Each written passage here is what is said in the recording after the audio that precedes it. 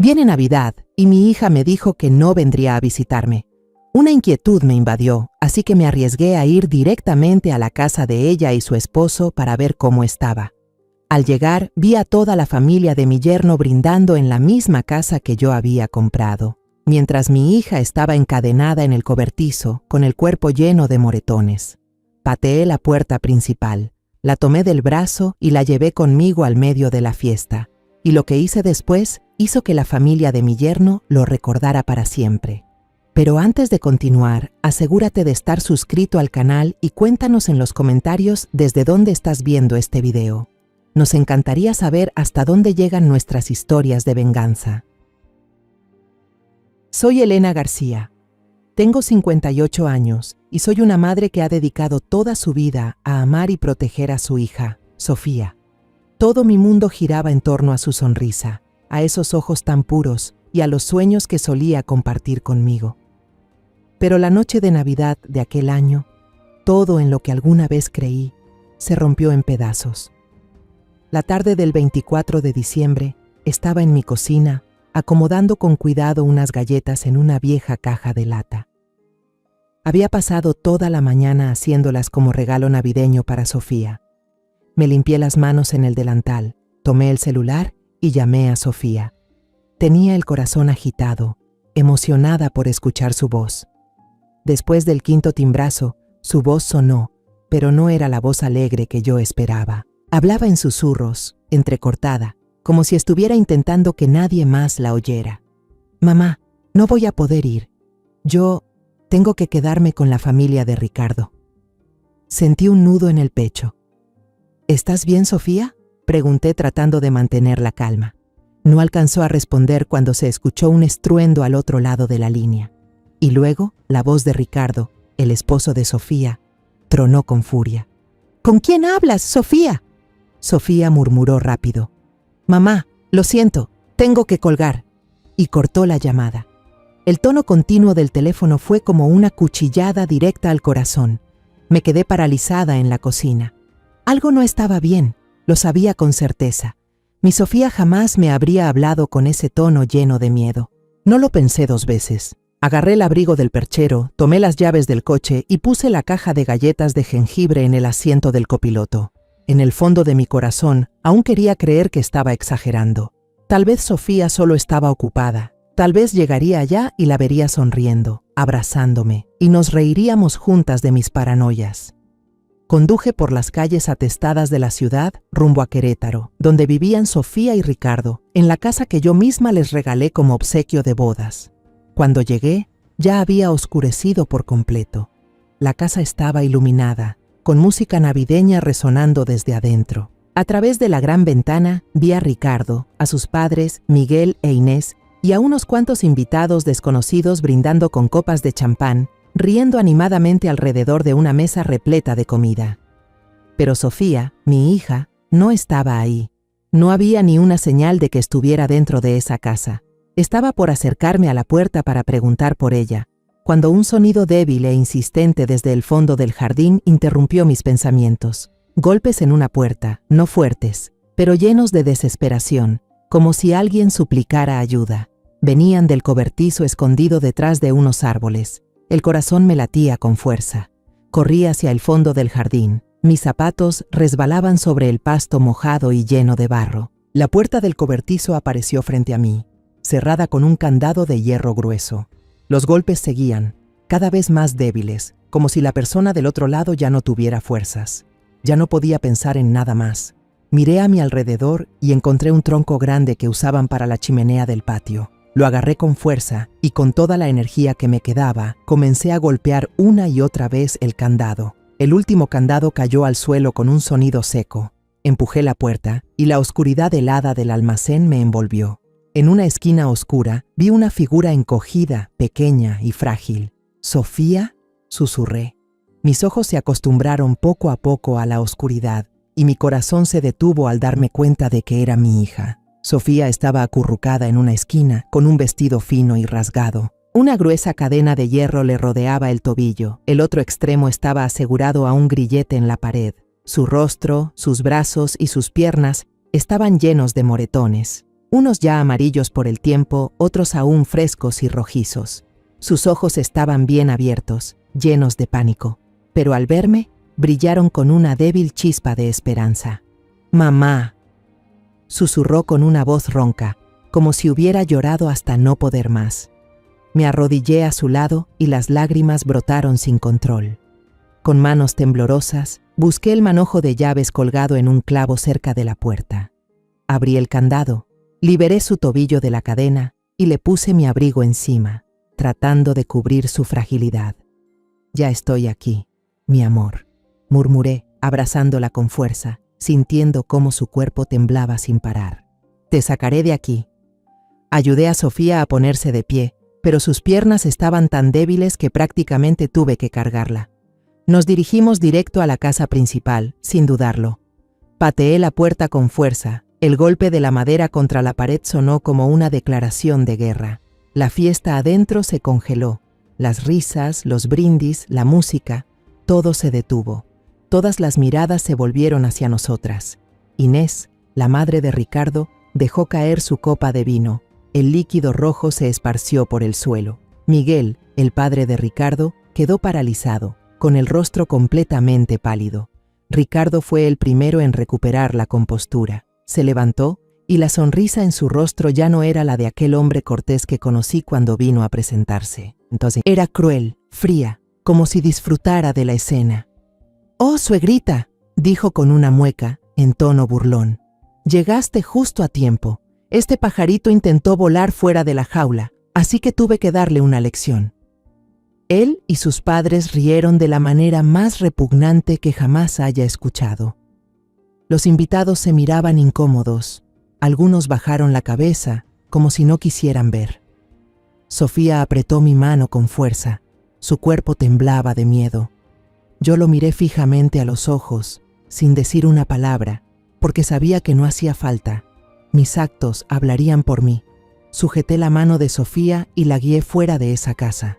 Minutos después, mi coche avanzaba por la oscuridad de la noche.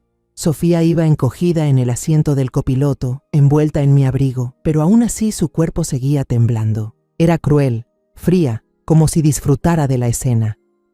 «Oh, suegrita», dijo con una mueca, en tono burlón, «llegaste justo a tiempo. Este pajarito intentó volar fuera de la jaula, así que tuve que darle una lección». Él y sus padres rieron de la manera más repugnante que jamás haya escuchado. Los invitados se miraban incómodos, algunos bajaron la cabeza, como si no quisieran ver. Sofía apretó mi mano con fuerza. Su cuerpo temblaba de miedo. Yo lo miré fijamente a los ojos, sin decir una palabra, porque sabía que no hacía falta. Mis actos hablarían por mí. Sujeté la mano de Sofía y la guié fuera de esa casa. Minutos después, mi coche avanzaba por la oscuridad de la noche. Sofía iba encogida en el asiento del copiloto, envuelta en mi abrigo, pero aún así su cuerpo seguía temblando. Ahora, verla ahí, rota y en silencio, me hacía sentir la peor traidora del mundo. Una madre que no supo proteger a la hija que más amaba. Las calles de Querétaro iban quedando atrás, dando paso a los caminos familiares que llevaban a mi casa. En el silencio del auto, los recuerdos empezaron a volver, despacio pero nítidos, como si alguien rebobinara una película vieja. Me vi a mí misma, muchos años atrás, cuando todavía era una Elena completamente distinta, no la vendedora de verduras amable del mercado, sino una joven agente del FGR, con la mirada aguda y el corazón lleno de determinación. Mi trabajo consistía en perseguir organizaciones criminales, redes de corrupción que se enraizaban en la sociedad como raíces venenosas. Era un mundo peligroso, donde un solo error podía costarte la vida. Recuerdo el día en que mataron a mi esposo, Luis. Él era periodista, un hombre valiente hasta el punto de la imprudencia, siempre investigando los rincones más oscuros de la sociedad. Cuando empezó a indagar en un gran caso de corrupción que involucraba a altos funcionarios, le supliqué que se detuviera. «Luis, tienes a Sofía, me tienes a mí», le dije, con las lágrimas corriendo por mi cara. Pero él solo sonrió. Puso su mano en mi mejilla y dijo: «Elena, si nosotros no luchamos, ¿quién lo va a hacer?». Una semana después, lo encontraron en un callejón. con 3 balazos en el pecho. Su muerte me destrozó, pero también me obligó a ser más fuerte, por Sofía, por mí misma. Para proteger a mi hija, construí una fachada perfecta. Dejé el trabajo administrativo en el FGR y pasé a ser agente encubierta. Me convertí en la viuda Elena, una vendedora de verduras en el mercado central. Aquel puestito no solo me daba para vivir, también era un punto de observación ideal. Pesaba tomates para los clientes, sonreía hablando de precios, pero en mi cabeza había hilos enteros de información confidencial.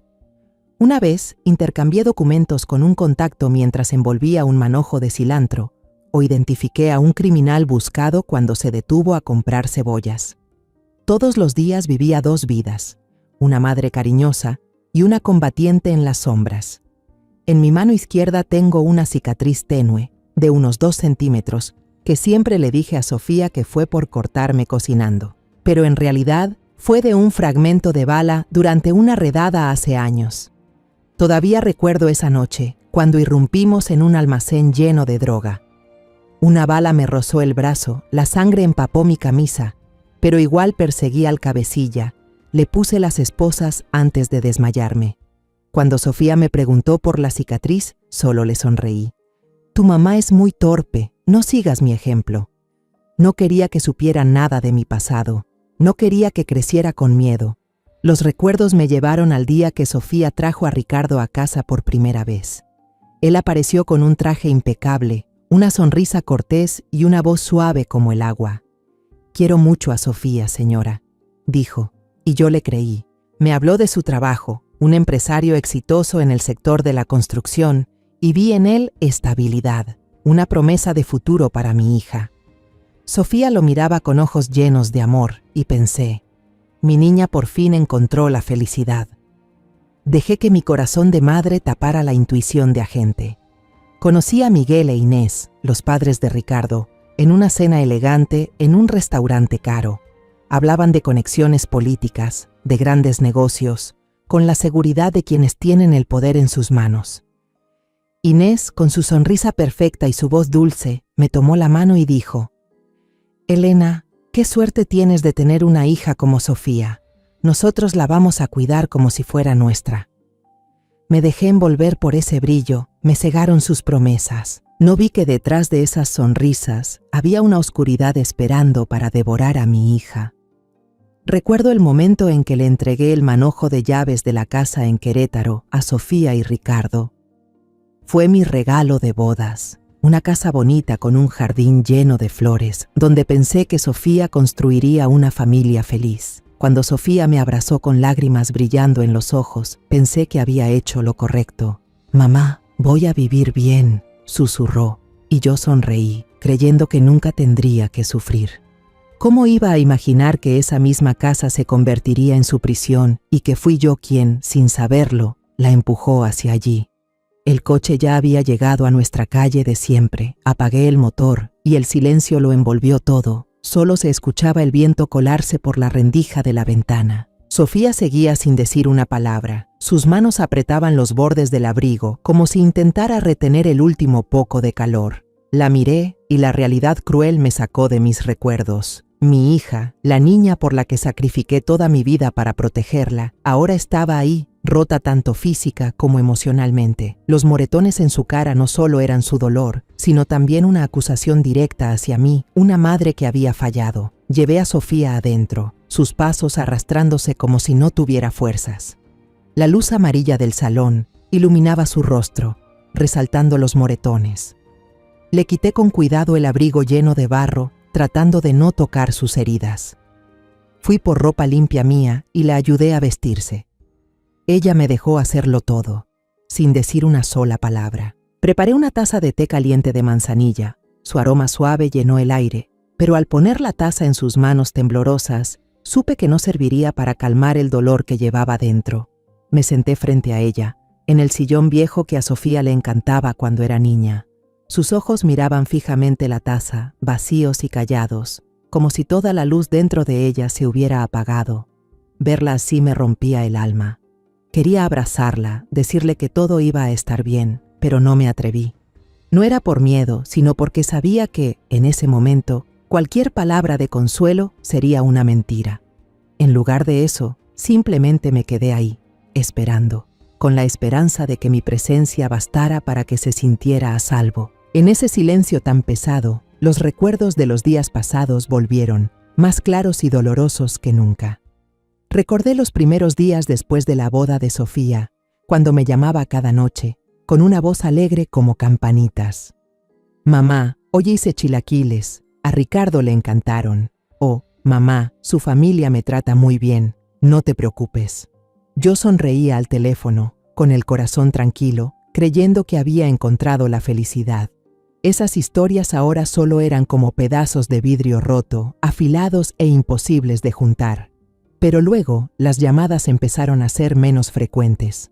De todos los días, pasaron a unas cuantas veces a la semana, y luego solo los domingos por la mañana. La voz de Sofía ya no sonaba feliz, sino apresurada, como si tratara de hablar rápido antes de que alguien la interrumpiera. Ricardo tiene una cena de trabajo importante, decía. Oh, tenemos que ir a visitar a unos familiares lejanos. Una vez solo susurró. Estoy cansada, mamá. Y yo le creí.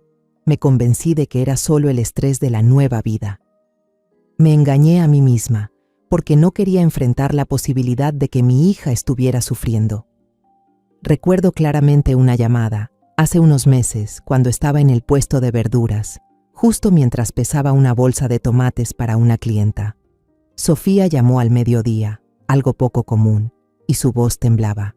Mamá, estoy bien, solo quería escuchar tu voz. Yo sonreí, intentando que el ambiente fuera alegre.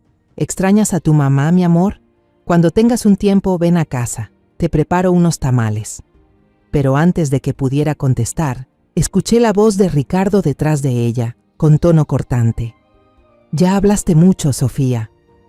El sonido de la llamada colgándose vino justo después, y me quedé ahí, en medio del bullicio del mercado, sintiendo un escalofrío recorrerme la espalda. En ese momento pensé que era solo una queja cualquiera de esposo.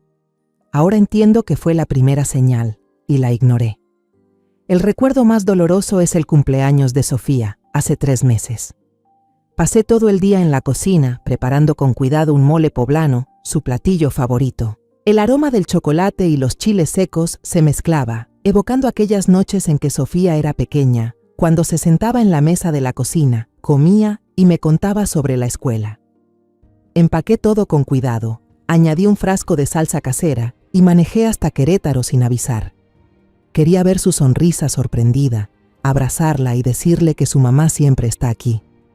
Cuando llegué, ya estaba oscureciendo. Toqué la puerta, con el corazón latiendo fuerte, pero quien abrió no fue Sofía, sino Inés, su suegra. Llevaba un vestido de seda costoso y su sonrisa era tan perfecta que parecía ensayada. «¡Ay, Elena!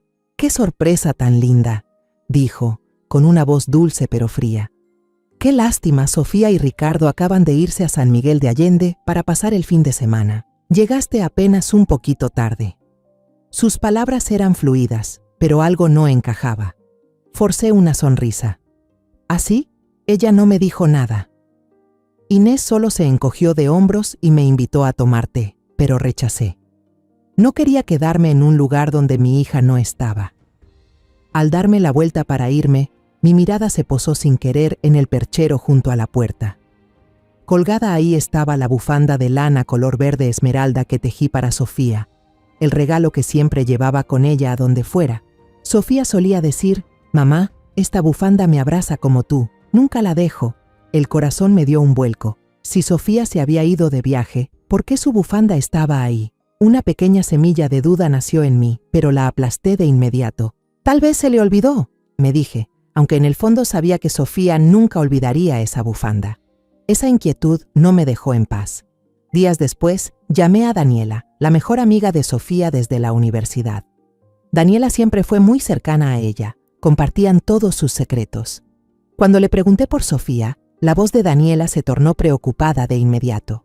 «Señora Elena, justo iba a llamarla», me dijo, con la voz temblorosa. «No he podido comunicarme con Sofía. Le escribo y contesta de forma muy cortante, no como ella. ¿La llamo por videollamada?». y nunca responde. La última vez que escuché su voz fue hace más de un mes. Las palabras de Daniela me cayeron como un martillazo. Llamé a algunos amigos más de Sofía y todos me dijeron lo mismo. Uno dijo: Sofía prácticamente desapareció, señora. Nadie sabe cómo está. Otro susurró: una vez vi a Sofía en el supermercado, pero se veía asustada. Ricardo estaba justo a su lado, como vigilándola. Me senté allí, en la pequeña sala, escuchando el tic-tac del reloj de pared. La taza de té en las manos de Sofía ya estaba fría, pero ella seguía sujetándola con fuerza, como si fuera lo único que evitaba que se derrumbara. El hilo de recuerdos terminó, devolviéndome a la realidad, y comprendí todas las señales pequeñas, las llamadas cada vez más escasas, el tono cortante de Ricardo, la bufanda olvidada. Ahora formaban un cuadro aterrador. Yo las vi, las sentí, pero elegí creer en las mentiras porque no quería enfrentar la verdad, que mi hija estaba viviendo en el infierno. Extendí la mano y limpié suavemente la primera lágrima que bajaba por la mejilla de Sofía. Sus ojos se alzaron hacia mí, brillantes y llenos de dolor. «Mamá», murmuró con voz ronca, como si tuviera que hacer un gran esfuerzo para hablar. Le tomé la mano, la apreté fuerte y sentí cómo el muro que tenía dentro empezaba a derrumbarse.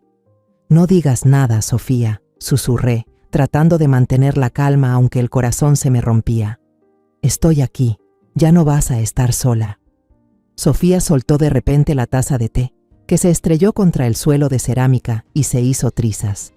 Me sobresalté, pero antes de poder reaccionar, Sofía también se quebró. El llanto contenido por tanto tiempo brotó como una ola. Se lanzó a mis brazos. Sus manos delgadas se aferraron con fuerza a mi blusa, como si yo fuera el único salvavidas en un mar de dolor. Antes de continuar con la siguiente parte, te recuerdo que estás viendo esta historia en el canal Historias que Duelen, donde cada detalle tiene un precio. Cuando los sollozos de Sofía comenzaron a calmarse, levantó la cabeza. Sus ojos, enrojecidos, reflejaban una leve determinación. Su voz seguía ronca, como si cada palabra saliera desde lo más profundo. «Mamá, tengo que contarte todo». Asentí, le tomé la mano y la apreté suavemente para darle fuerza. «Tómate tu tiempo, Sofía, te escucho». Sofía respiró hondo, temblando, y empezó a hablar. Todo comenzó una tarde, unos meses después de la boda, cuando buscaba unos papeles del seguro en el estudio de Ricardo. Revisaba los documentos sobre el escritorio y, sin querer, tiró una pila de carpetas al suelo. Al agacharse para recogerlas, descubrió un compartimento secreto en el fondo del mueble, cuidadosamente escondido. Curiosa, lo abrió, y lo que encontró le cortó la respiración. No eran papeles del seguro, sino contratos de construcción de obras públicas, un hospital, una escuela, un puente. Los costos de materiales estaban inflados 3 o 4 veces. Había facturas de empresas de transporte que Sofía sabía que no existían. «Lo leí una y otra vez, mamá», dijo con voz temblorosa. Pensé que me estaba equivocando, pero luego encontré una nota, una lista de transferencias a cuentas en el extranjero, con la firma de Ricardo y de su papá. Hizo una pausa, tragó saliva, como si ese recuerdo aún le diera miedo. Esa noche, Sofía puso los documentos sobre la mesa del comedor frente a Ricardo. Me contó que le temblaban las manos, pero intentó mantener la voz firme. «Ricardo, tienes que parar», le rogó.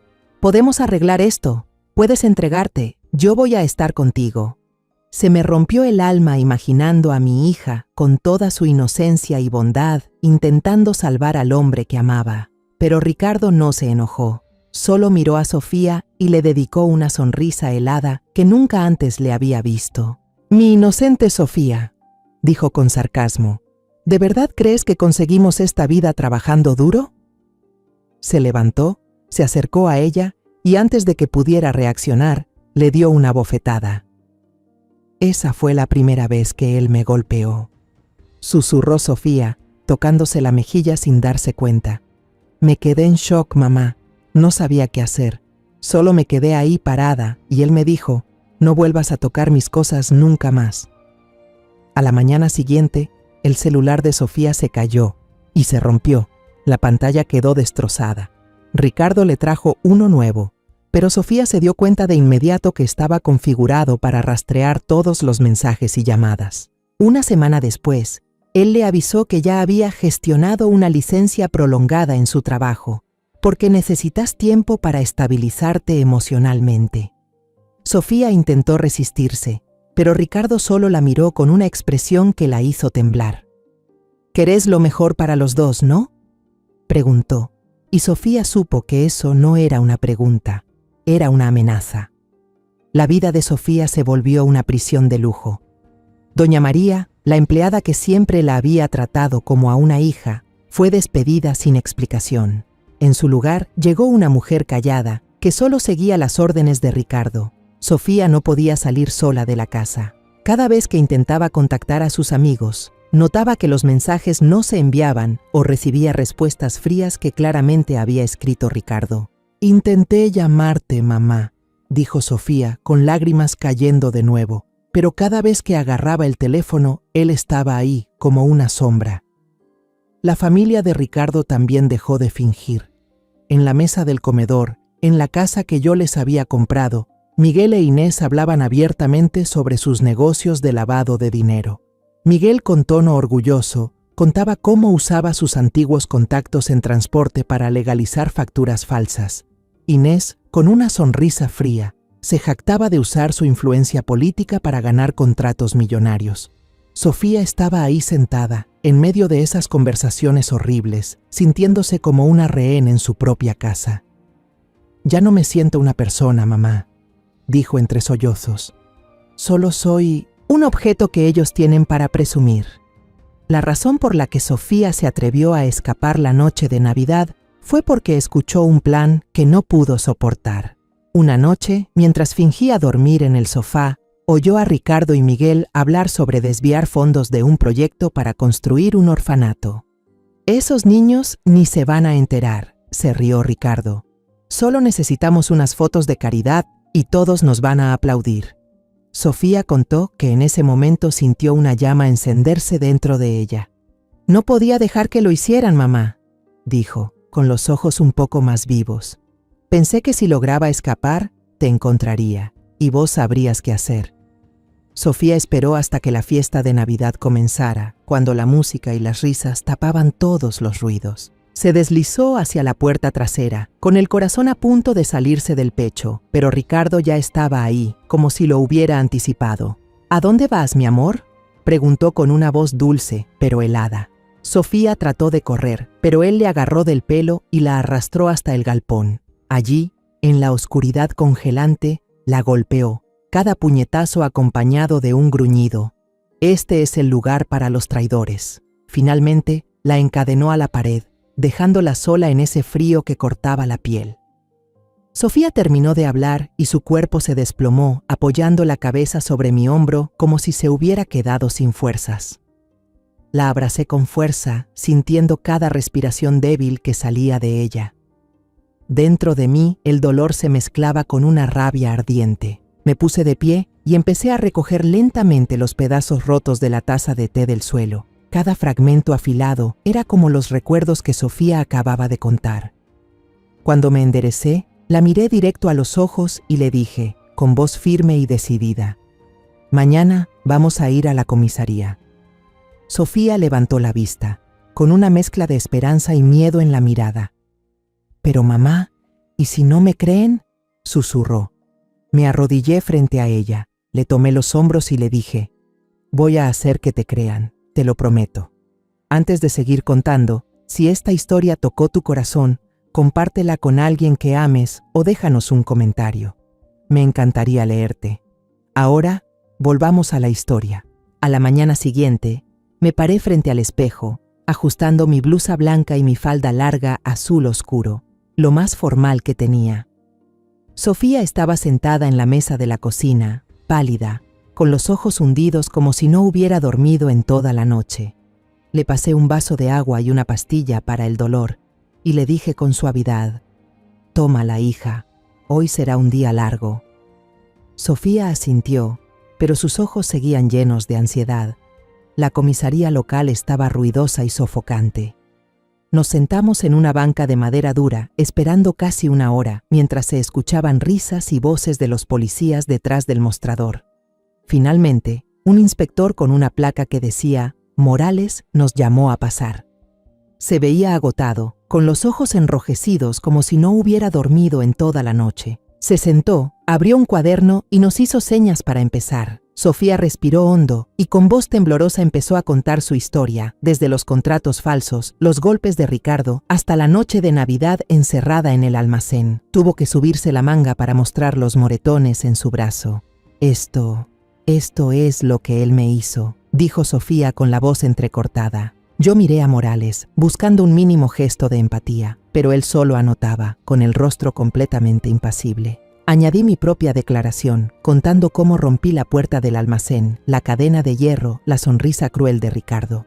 Traté de mantener la voz serena, pero cada palabra era como una cuchillada en el pecho. Morales seguía escribiendo de forma automática, pero cuando Sofía mencionó el nombre de Ricardo, y sobre todo el de Inés, la ex senadora, noté que se detuvo. Sus dedos tamborilearon suavemente sobre la mesa, un gesto pequeño que me heló la sangre. Algo no estaba bien. Morales cerró el cuaderno y nos miró con una expresión difícil de leer. «Voy a ir a su casa para revisar la situación», dijo con tono neutral. «Pero para evitar tensiones, será mejor que esperen en la patrulla». Quise protestar, insistir en acompañarlo para asegurarme de que viera la verdad, pero la mirada de Morales me hizo guardar silencio. Tomé la mano de Sofía y la guié hacia el auto policial, con el corazón inquieto. Desde el asiento trasero de la patrulla, a través del vidrio opaco, vi cómo Ricardo abrió la puerta. Vestía ropa de casa impecable, el cabello peinado, el rostro mostrando una preocupación perfectamente fingida. Saludó a Morales con un apretón de manos y una sonrisa cordial, invitándolo a pasar. Apreté la mano de Sofía con fuerza, notando cómo su cuerpo se tensaba del miedo. «Mamá, ¿y si no me creen?», volvió a susurrar. Me giré hacia ella, mirándola directo a los ojos. «Voy a hacer que te crean», le dije, aunque por dentro yo también estaba llena de dudas. Unos 20 minutos después, Morales y Ricardo salieron. Ricardo iba detrás, con la misma expresión de falso sufrimiento. Nos llevaron al almacén detrás del jardín, y cuando la puerta se abrió de par en par, sentí que la sangre se me congelaba. No había cadena ni rastro alguno de violencia. En su lugar, colgaban herramientas de jardinería ordenadas con esmero, el piso limpio como recién trapeado. Todo lucía tan perfectamente acomodado que parecía un escenario montado para engañar. Morales regresó al coche con el rostro impasible. «No hay señales de detención ilegal», dijo con tono burocrático. «La casa está completamente en orden». Sentí como si me hubieran dado una bofetada. «¡Imposible!», solté, la voz temblándome de rabia. «Yo vi la cadena, vi a mi hija encadenada allí dentro». Morales solo me miró, con una expresión que rozaba la lástima. «Señora García, entiendo que está muy alterada, pero necesitamos pruebas». Antes de que pudiera decir algo más, Ricardo se acercó, manteniendo una distancia prudente del vehículo. Miró a Morales con una voz llena de dolor. «Inspector, le pido disculpas por hacerle perder el tiempo. Mi esposa últimamente no ha estado bien. Está bajo tratamiento psicológico y a veces se autolesiona y luego imagina cosas que no han pasado». Le entregó a Morales un fajo de documentos y desde lejos pude leer el encabezado de una clínica de salud mental. Él continuó, lanzándome una mirada afilada. «Y mi suegra ya es mayor. Creo que se ha dejado influenciar por las fantasías de Sofía». Morales hojeó los papeles, asintió y se los devolvió a Ricardo. Luego se volvió hacia nosotras con una voz completamente neutral. «Esto es un asunto familiar.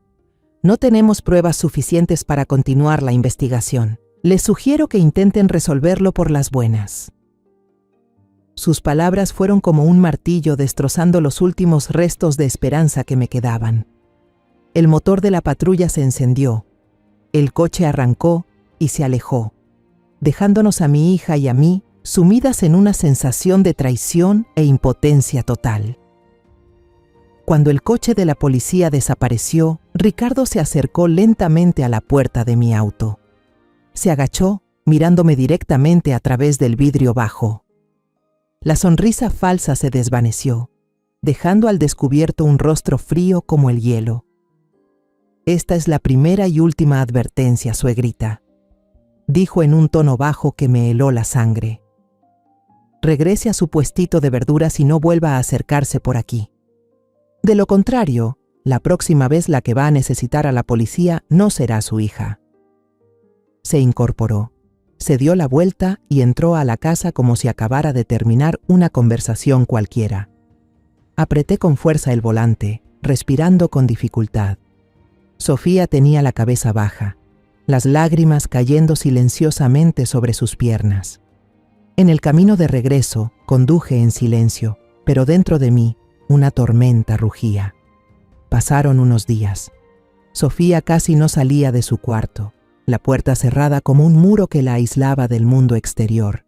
Yo seguía yendo al mercado cada mañana, atendiendo mi puesto de verduras, sonriendo a los clientes, pero la mente me daba vueltas. Cada vez que veía a una familia haciendo las compras juntos, una madre de la mano de su hija, una pareja charlando y riendo, el pecho se me apretaba. Esa noche cenamos algo sencillo, arroz con frijoles y unas rodajas de tomate. Nadie decía nada. Solo se escuchaba el golpeteo del viejo ventilador de techo. Desde la esquina, el televisor sonaba con las noticias, transmitiendo un evento benéfico. No prestaba mucha atención, hasta que la imagen de Inés apareció en la pantalla. Estaba de pie en un podio, con un vestido de seda rojo brillante, la sonrisa perfectamente ensayada. «Tenemos que proteger los valores familiares», decía con voz fluida. «Son la base de nuestra sociedad». De repente, Sofía dejó caer los palillos con fuerza sobre la mesa. El golpe seco rompió el silencio. Se levantó sin decir palabra y se encerró en su cuarto. La puerta se cerró de un portazo, dejándome sola con un dolor que desgarraba el alma. Me senté allí mirando el plato de arroz frío, con una sensación de impotencia que casi me devoraba. Inés, la misma que presenció cómo maltrataban a mi hija sin mover un dedo, ahora aparecía en la televisión, siendo aclamada como un símbolo de compasión. Las pruebas físicas habían sido destruidas, nuestros testimonios considerados como fantasías. Ellos estaban protegidos por el poder, la fama y relaciones que yo jamás podría alcanzar. Y nosotras, mi hija y yo, solo teníamos las manos vacías y un corazón hecho pedazos. Me levanté y caminé hacia la habitación de Sofía. Toqué suavemente la puerta. No hubo respuesta, pero igual la abrí. La encontré sentada en la cama, abrazando una almohada, mirando por la ventana. La luz pálida de la luna iluminaba su rostro, resaltando los moretones que ya se habían tornado amarillos.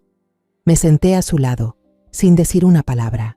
Solo puse mi mano con suavidad sobre su hombro. «Sofía», dije por fin, con voz baja y tranquila, «trata de recordar, lo que sea, aunque sea pequeño, un papel, un mensaje, una conversación que hayas escuchado sin querer, cualquier cosa que Ricardo no sepa que existe». Sofía negó con la cabeza, con voz cansada. «Ya no hay nada, mamá. Él se llevó todos mis teléfonos, mi computadora. Todo está controlado». Bajó la mirada, apretando con fuerza la cobija, como si estuviera tratando de sostenerse con lo último que le quedaba. Quise decir algo para consolarla, pero sabía que en ese momento las palabras vacías solo la harían sentir peor. Nos quedamos en silencio, con solo el sonido del viento entrando por la rendija de la ventana. Estaba a punto de levantarme, pensando que quizá necesitaba tiempo, cuando Sofía de repente levantó la cabeza. Sus ojos se abrieron, brillando con un pequeño destello de esperanza. «Espera», susurró, como si acabara de recordar algo importante. La miré, con el corazón acelerado. «¿Qué pasa, hija?», pregunté, intentando mantener la calma, aunque la esperanza ya me había invadido. Sofía respiró hondo, con la voz temblorosa. «María, la empleada que teníamos antes, ella intentó ayudarme». Empezó a contar, con voz pausada pero firme. María había trabajado para la familia desde que Sofía se casó. Una mujer mayor, de sonrisa amable, fue la única que notó los cambios en Sofía, los moretones escondidos bajo el maquillaje, la mirada de miedo cada vez que Ricardo se acercaba. Nunca me dijo nada directamente, contó Sofía, pero su mirada me decía que lo sabía. Luego relató el último día que María trabajó con ellos, antes de que Inés la despidiera sin motivo. Aquella mañana, mientras Sofía lavaba los platos en la cocina, María se le acercó sigilosamente y le puso en la mano un celular barato, de esos viejos que solo sirven para llamar, mandar mensajes y tomar fotos de mala calidad.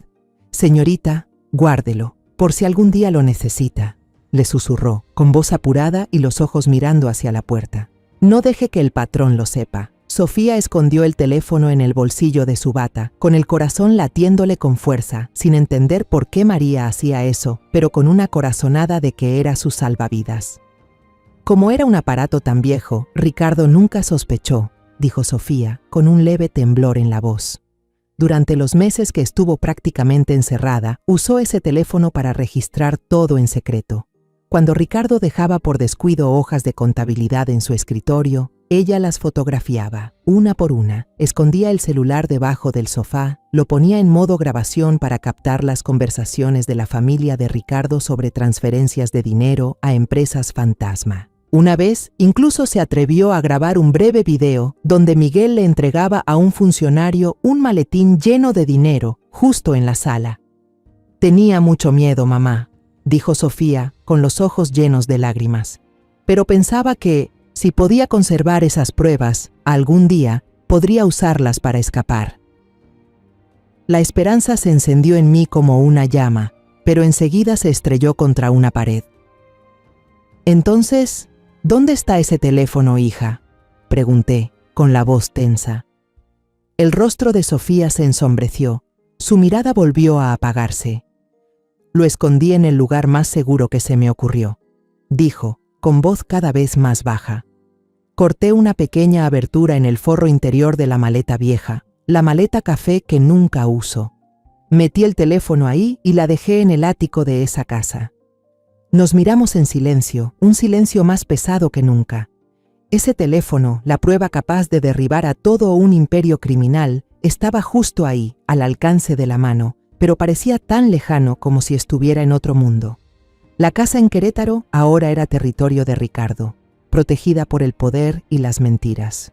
No podíamos acudir a la policía, no podíamos pedir una orden de cateo, y mucho menos irrumpir por nuestra cuenta. Sentí como si acabara de tocar la luz, solo para que la oscuridad me tragara de nuevo. Los días después del fracaso en la comisaría se sintieron como una losa de plomo sobre el pecho. Traté de mantener la rutina de siempre, mientras que Sofía casi no salía de su cuarto. Solo salía para comer algo, en silencio, como una sombra.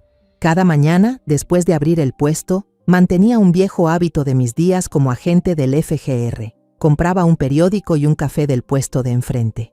No solo era para matar el tiempo, también era mi forma de mantenerme alerta, conectada con lo que pasaba allá afuera. Me sentaba en una silla de plástico detrás del puesto, entre olor a tierra húmeda y albahaca, y pasaba las páginas. Leía por encima las noticias políticas y económicas, pero siempre me detenía más en la sección de Crónica Roja. Tal vez, muy dentro de mí, seguía esperando encontrar alguna pista, una chispa de luz entre tanta oscuridad. Ese día, al llegar a la sección de noticias locales de Querétaro, una pequeña nota sin foto me hizo detenerme. El titular era simple: «Robo en zona residencial de lujo».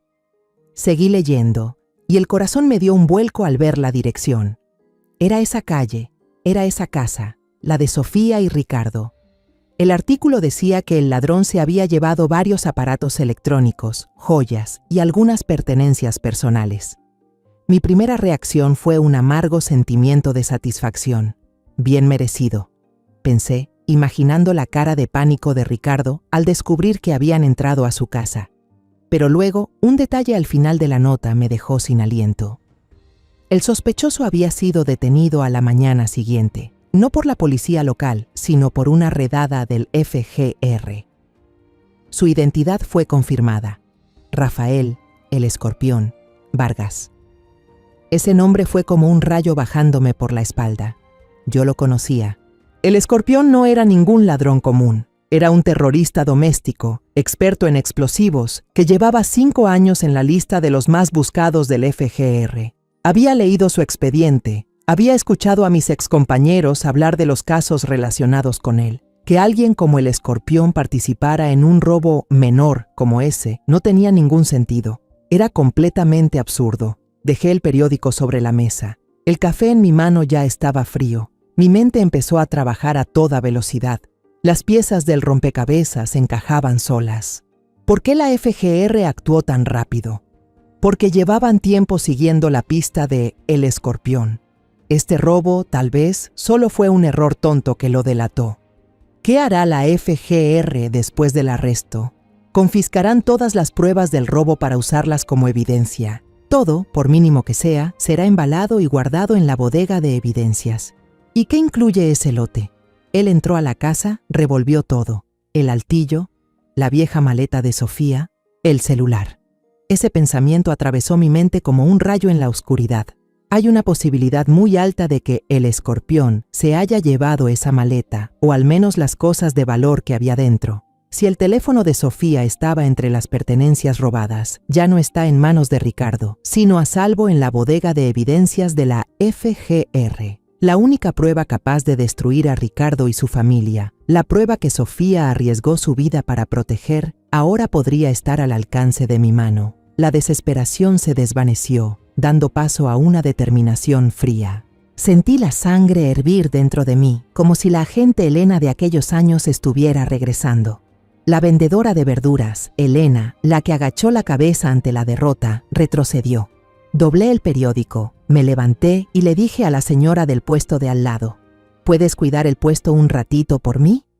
Ella asintió sin preguntar nada, quizás ya acostumbrada a mis salidas repentinas. Caminé directo hasta una caseta telefónica al final de la calle. Era hora de hacer una llamada que no había hecho en muchos años. El teléfono sonó 3 veces, cada tono como un latido de mi corazón. Entonces, una voz masculina familiar, firme, respondió. Javier Fuentes al habla. Respiré hondo, tratando de mantener la calma a pesar del torbellino que sentía por dentro. Javier, dije con voz grave y clara, soy yo, Elena. Del otro lado hubo un segundo de silencio, solo un leve crujido, como si Javier intentara confirmar lo que acababa de oír. Luego su voz explotó con asombro. Señora Elena, ¿de verdad es usted? Hace años que no me llama. Al escuchar su voz, una imagen de él muchos años atrás cruzó por mi mente. Un joven agente en formación que siempre me miraba con respeto, ansioso por aprender. Pero no tenía tiempo para recuerdos. Javier, necesito tu ayuda, dije rápido, con tono urgente. Es algo muy importante. ¿Podemos vernos? En un lugar discreto. Javier no lo dudó. La cafetería de siempre, cerca del Parque Alameda Central, a las 3 de la tarde, asentí, aunque sabía que no podía verme. Gracias, Javier. Llegué a la cafetería antes de la hora acordada. Elegí una mesa en un rincón oscuro, donde la luz tenue de la ventana no revelara mi rostro. Todo seguía igual. El aroma del café tostado mezclado con el de la madera vieja, las mesitas cubiertas con manteles gastados. Ese lugar fue, durante años, el sitio donde Javier y yo intercambiábamos información confidencial, cuando él aún era mi aprendiz, cuando yo todavía vivía en el mundo de los casos y los enemigos invisibles. Cuando Javier entró, lo reconocí al instante. Ahora era un hombre firme, con canas en el cabello, mirada aguda, pero con la misma calidez de antes. Sonrió al verme, pero yo solo asentí, señalándole que tomara asiento. No hablamos de cosas triviales. Fui directo al grano, con voz baja pero clara. Le conté a Javier todo, sobre el matrimonio de Sofía, sobre Ricardo y su familia, sobre la noche de Navidad aterradora, cuando encontré a mi hija encadenada en el cobertizo.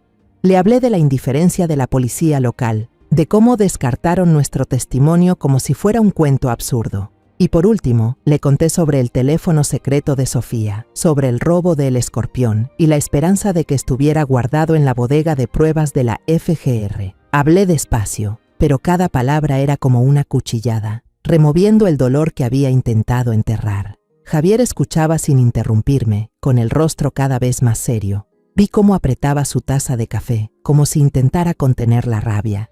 Cuando terminé de hablar, me miró directo a los ojos, sin un atisbo de duda. «¿Qué quiere que haga?», preguntó, con voz grave pero decidida. Respiré hondo, intentando mantenerme serena. «No te estoy pidiendo que rompas la ley, Javier. Solo necesito que verifiques algo. La bodega de pruebas del caso de El Escorpión. Revisa si entre las evidencias hay un celular Nokia viejo, negro. Puede estar dentro de una maleta de cuero marrón y desgastada». Javier frunció el ceño. «¿Solo eso?». Asentí con la cabeza, pero añadí: «Si lo encuentras, convence a tu superior de que vale la pena revisarlo. Solo di que viene de una fuente de inteligencia confiable». Hice una pausa, lo miré a los ojos y susurré: «Javier, esta es mi única oportunidad de salvar a mi hija». Él asintió, con una mirada decidida. «Entiendo, doña Elena, haré todo lo posible». Javier se fue, y yo regresé a casa con el corazón dividido entre la ansiedad y la esperanza. Había apostado todo por él, por la lealtad de alguien que alguna vez me consideró su maestra.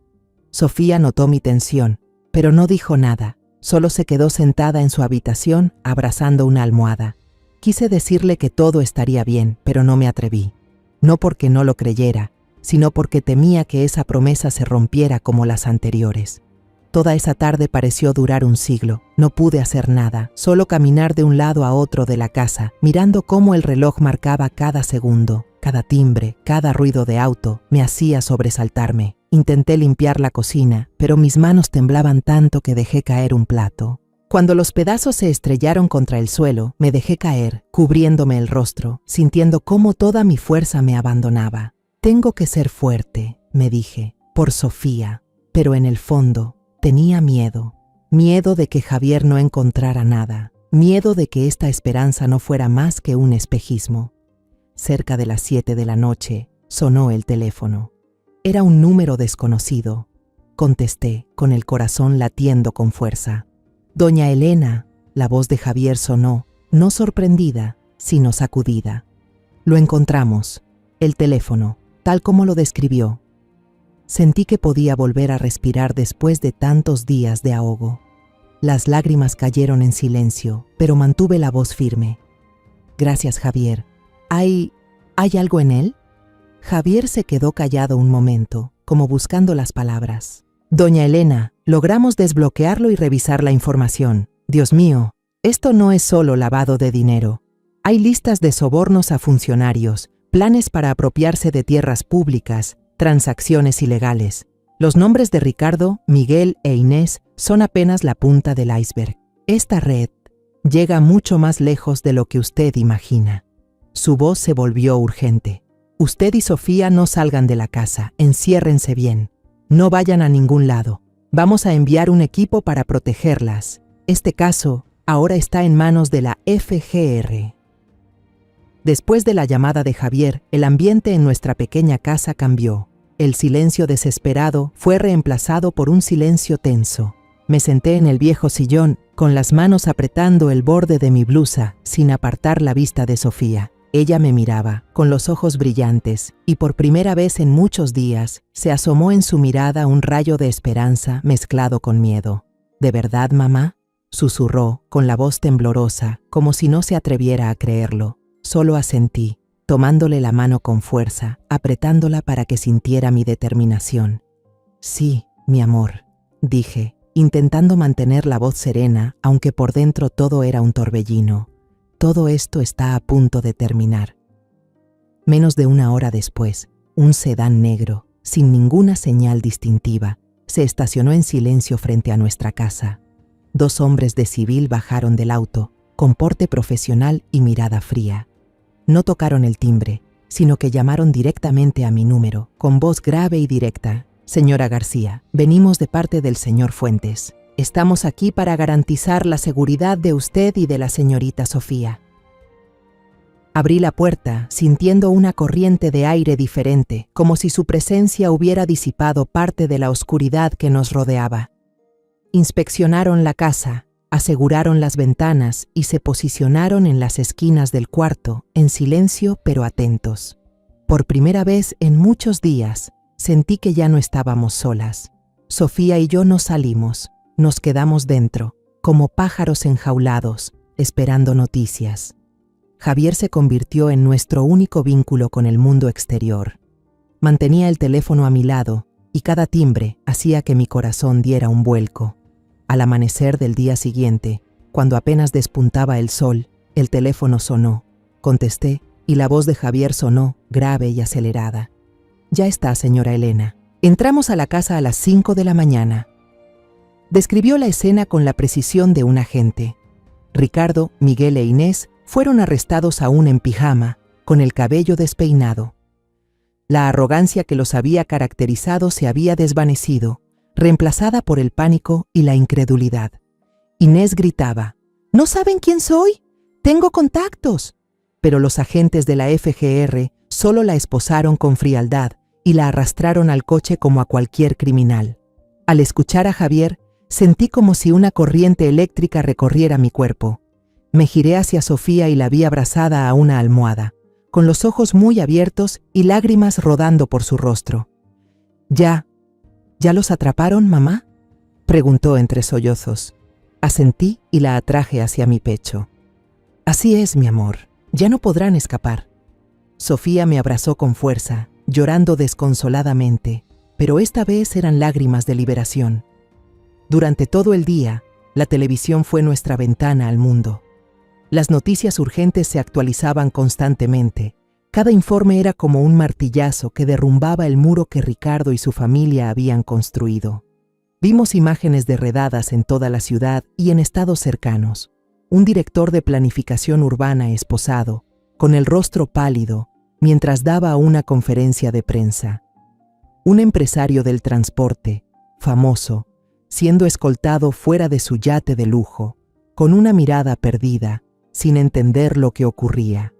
Cada imagen era una prueba de que la justicia, aunque demorada, finalmente había encontrado su camino. Javier volvió a llamar por la tarde, con una voz que mezclaba cansancio y emoción. «Ese teléfono es un mapa del tesoro, señora Elena», dijo. «Contiene grabaciones, hojas de cálculo detallando los sobornos, cuentas en el extranjero, incluso agendas de entrega de dinero. No tienen cómo negarlo». Al escucharlo, sentí como si me quitaran una losa del pecho. «Gracias, Javier», susurré, con lágrimas cayendo. «No tiene que agradecerme», respondió él con una voz cálida. «Esto lo aprendí de usted, nunca rendirse». El caso fue llamado Operación Nochebuena, un nombre que me provocaba tanto dolor como orgullo. Los periódicos sacaron titulares enormes, con fotos de Ricardo, Miguel e Inés por todos lados. Ya no eran empresarios ni políticos respetables, sino los cabecillas de una red de corrupción como nunca antes se había destapado. Sofía estaba sentada frente al televisor. Las lágrimas le corrían por la cara, pero sus labios estaban apretados, como si tratara de recuperar fuerzas. «No lo puedo creer, mamá», susurró. «Ellos, de verdad, fueron castigados». Le acaricié el cabello y le dije bajito: «Sí, hija, esta es la justicia por la que luchaste». El juicio se llevó a cabo unos meses después, rápido y contundente por la gravedad del caso. Sofía y yo nos sentamos en la primera fila, con las manos entrelazadas. Ella tuvo que testificar y la vi temblar cuando subió al estrado. Al principio su voz titubeaba, pero luego, como si se encendiera una llama, empezó a hablar firme y clara. Miró directo a los ojos de Ricardo y relató cada acto cruel que él había cometido. Los golpes, las amenazas y aquella noche aterradora de Navidad. Ricardo se quedó ahí sentado, pálido, con la mirada esquiva, sin rastro de arrogancia. El abogado defensor intentó otra vez usar la excusa de la inestabilidad mental, pero el fiscal de la FGR solo esbozó una sonrisa fría. Mostró un video tomado del celular de Sofía. La sala quedó en silencio absoluto mientras se escuchaban las voces de Miguel y Ricardo discutiendo cómo desviar fondos del proyecto del orfanato. «Con unas cuantas fotos de caridad, todos nos van a aplaudir», decía Ricardo, con una risa burlona. Un murmullo recorrió la sala, e Inés bajó la cabeza, cubriéndose la cara, como si supiera que ya no había escapatoria. La sentencia se dictó una tarde de lluvia. Ricardo fue condenado a cadena perpetua, sin posibilidad de libertad condicional. Miguel e Inés, junto a sus cómplices, recibieron condenas de varias décadas de prisión. Todos los bienes obtenidos ilegalmente fueron confiscados, desde la casa en Querétaro hasta las cuentas bancarias en el extranjero. Cuando el juez leyó la sentencia, apreté la mano de Sofía y sentí cómo su cuerpo temblaba. «Ya terminó, hija», le susurré. Sofía asintió. Las lágrimas le caían, pero esta vez sonreía, una sonrisa pequeña, pero llena de vida. El mismo día de la sentencia, el divorcio de Sofía fue aprobado por el juzgado. Estuve a su lado frente al tribunal, mirando cómo firmaba el documento, cortando para siempre todo lazo con Ricardo. Al salir, la lluvia había cesado y el sol brillaba sobre los charcos. Sofía levantó la mirada al cielo, respiró hondo, como si fuera la primera vez que podía hacerlo con libertad. «Mamá», dijo con voz suave, «siento que volví a vivir». La abracé, con el corazón más liviano que nunca. Un capítulo viejo se había cerrado, y yo sabía que, aunque el camino por delante sería largo, mi Sofía había vuelto a encontrar la luz. 6 meses después del juicio, nuestras vidas habían retomado cierta calma. Sofía empezó terapia psicológica, sanando poco a poco las heridas invisibles que Ricardo y su familia le habían dejado. La veía cambiar día a día, en su mirada que volvía a brillar, en la sonrisa que comenzaba a aparecer, aunque todavía tímida. También consiguió un nuevo trabajo en una organización sin fines de lucro que ayuda a víctimas de violencia doméstica. Verla trabajar, usar su dolor para darle fuerza a otras personas, me llenaba de orgullo y también de tristeza. Mi hija, aunque fue aplastada, eligió levantarse y seguir luchando. Una tarde de domingo, Sofía y yo salimos en auto a hacer compras, algo tan sencillo que no hacíamos juntas desde hacía mucho tiempo. Ella iba en el asiento del copiloto, tarareando una canción de la radio, y yo sonreí al escuchar su voz, suave como un cascabel. En el camino, sin querer pasamos por la calle donde estaba la casa antigua en Querétaro, la que fue mi regalo de bodas, pero también la prisión donde mantuvieron encerrada a Sofía. Seguía ahí, silenciosa y fría, con las cintas amarillas de clausura de la FGR ya desteñidas, moviéndose con el viento. Miré de reojo a Sofía, temiendo que se asustara, pero ella solo observó la casa en silencio, con una mirada seria, ya sin rastro de miedo. Cuando dejamos atrás la casa, Sofía me miró y con voz suave pero llena de curiosidad, preguntó: «Mamá, ahora que todo ha pasado, siempre me he quedado con una duda. ¿Cómo hiciste para contactar directamente a un agente de alto nivel de la FGR? ¿Y por qué? ¿Por qué confiaron en ti sin cuestionarlo?».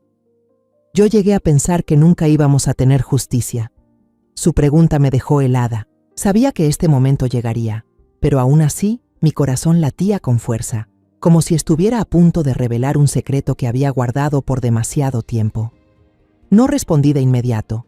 En lugar de eso, manejé hacia un parque cercano, donde los jacarandas estaban en plena floración, cubriendo el suelo con una alfombra de flores moradas. Aparqué bajo la sombra de uno de los árboles, apagué el motor y miré a Sofía directo a los ojos. «Porque la FGR fue mi hogar», le dije, con voz baja pero firme. Sofía abrió los ojos sorprendida, pero no interrumpió, solo esperó en silencio a que siguiera hablando. Por primera vez en mi vida, le conté todo a Sofía.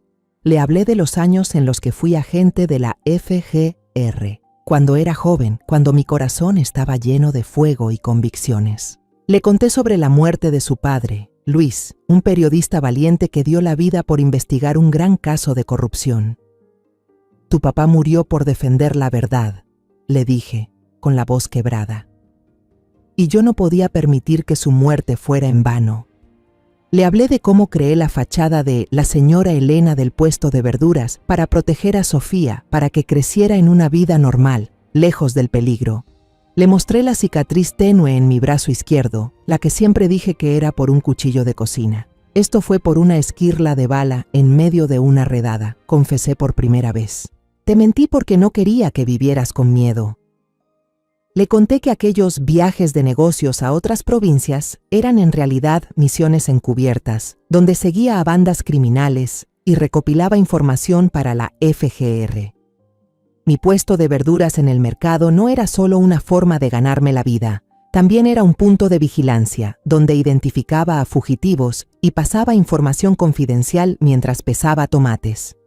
Una vez ayudé a atrapar a un narco ahí mismo en el mercado, le dije, sonriendo al recordarlo. Compró un manojo de cilantro sin saber que yo ya había alertado al equipo especial. Sofía escuchaba sin decir una palabra, con los ojos bien abiertos, llenos de asombro. Vi cómo tocó la cicatriz en mi brazo, con los dedos temblorosos, como si estuviera tocando una parte de su madre que nunca había conocido.